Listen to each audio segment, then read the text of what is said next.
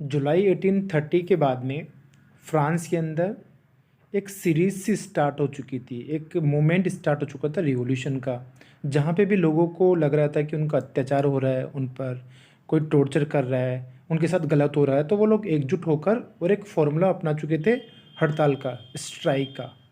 और यही एक इंसिडेंट हुआ जब जुलाई 1830 के बाद में रिवॉल्यूशन हुआ। तो 1845 के अंदर क्या हुआ, 2 जून 1845 को this report was presented by the a journalist name was William Wolf. A William Wolf journalist ने अपने आर्टिकल में एक रिपोर्ट लिखी, जो एक रिपोर्ट थी वीवर्स की और कॉन्ट्रैक्टर की। ये कहानी भी है। वीवर्स वो लोग जो कपड़ा बनाते थे, और कॉन्ट्रैक्टर वो लोग जो पेरिस में रहते थे, फ्रांस की कैपिटल पेरिस के अंदर, और वो लोग सेल आउट करते थे पूरे दूसरे यूरोपियन कंट्रीज़ के अंदर। वहाँ का कपड़ा, जो बनाया हुआ कपड़ा वीवर्स के द्वारा किया जाता था। क्या होता था उसमें, कॉन्ट्रैक्टर वीवर्स को रॉ मटेरियल प्रेजेंट करते थे, देते थे, और बदले में उनको उसका बना तैयार माल का पैसा देते थे। किसको? वीवर्स को। तो ये कहानी है सिलिसिया विलेज की।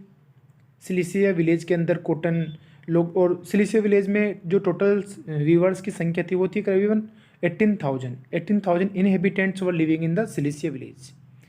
वो सब लोग का एक ही ऑक्यूपेशन था, कपड़े बनाना और कॉन्ट्रैक्टर को बेचना, जो पेरिस सिटी में रहता था, कैपिटल ऑफ फ्रांस के अंदर।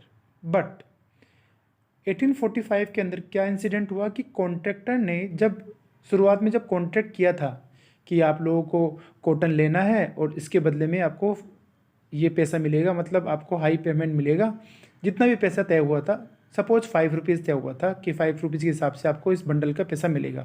पर तैयार माल के बाद में उन्होंने पैसा आधा कर दिया, पेमेंट हाफ कर दिया, reduce the payment of viewers. किसने किया? कॉन्ट्रैक्टर ने। व्यूवर्स लोग जो कपड़ा बनाते थे, उन्होंने काफ़ी रिक्वेस्ट की कॉन्ट्रैक्टर से, काफ़ी बार मिलने की कोशिश की, एक एक दो दो बार उनकी तरफ से कॉन्ट्रैक्टर की तरफ से कोई रेस्पॉन्स नहीं आया।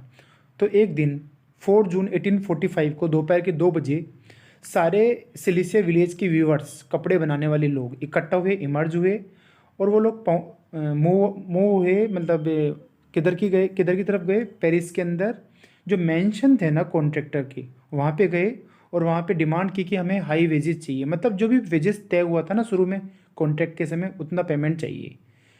उधर से भी फिर रेस्पॉन्स नहीं आया, तो कुछ उत्पाती लोगों ने, उन लोगों ने क्या किया, वो लोग एंटर हो गए कुछ कॉन्ट्रैक्टर के घरों के अंदर, और वहाँ पे जो एक्सपेंसिव, बड़ी बहुत ही ज़्यादा एलिगेंट विंडोज़, पैन्स, फर्नीचर, सब कुछ तोड़ दिया, लूट लिया उनके माल को।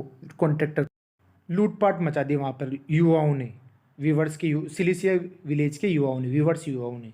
तो कॉन्ट्रैक्टर्स और उसकी फैमिली वहाँ से रन अवे, भाग गए दूसरे विलेज के अंदर। वहाँ पे कुछ दूसरे विलेज के लोगों ने उनको शेल्टर भी नहीं दिया। बट 24 घंटे के बाद में वापस लौटे। कौन? Contractor along with the army. वो आर्मी किसके द्वारा भेजी गई थी?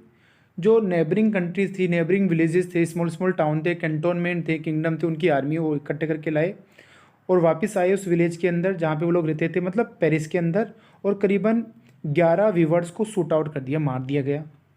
ये बात जब पूरे यूरोप में, फ्रांस के बाद में पूरे यूरोप में फैली, तो सारे व्यूवर्स इकट्ठे हो गए और एक ग्रुप बन गया। गलती ये कर दी कॉन्ट्रैक्टर ने कि उनको मार दिया, तो उससे लोग भड़क उठे, व्यूवर्स, स्पेशली व्यूवर्स क्लास। और व्यूवर्स क्लास ही नहीं, सारे कॉमन क्लास पीपल भड़क उठे इस बात से, और एक नेशनलिज्म फीलिंग आई उन लोगों के अंदर कि अब तो हम लोग मोनार्क के खिलाफ खड़े होके ही रहेंगे, और जो भी टॉर्चर हो रहा है हमारे ऊपर, उसको अब सहन नहीं किया जाएगा। तो एक अपराइजिंग हुआ पीजेंट्स के अंदर, व्यूवर्स के अंदर, और सब लोगों ने एक दूसरे को क्या नाम है, जोड़ने की कोशिश की। सब लोग एक दूसरे के सपोर्ट में आ गए, एक यूनियन सी बन गई, और एक माहौल सा तैयार हो गया 1845 के बाद में रिवॉल्यूशन का। फ्रांस के अंदर, फ्रांस से यूरोप के अंदर, पूरे यूरोप में फैल गया कि अब तो मोनार्की समाप्त होकर ही रहेगी। तो ये it was the making of nationalism in Europe. ये सब